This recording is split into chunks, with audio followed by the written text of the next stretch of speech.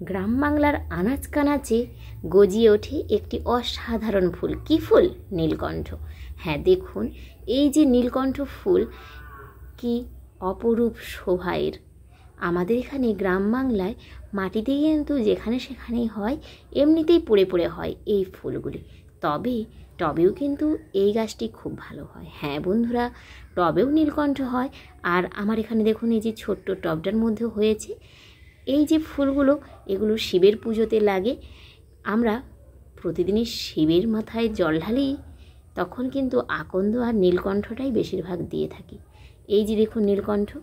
আর এই নীলকণ্ঠ আমাদের অতি প্রিয় একটি ফুল। তো আপনারা এইভাবে টবেও লাগাতে পারেন বা আবার মাটিতেও লাগাতে পারেন।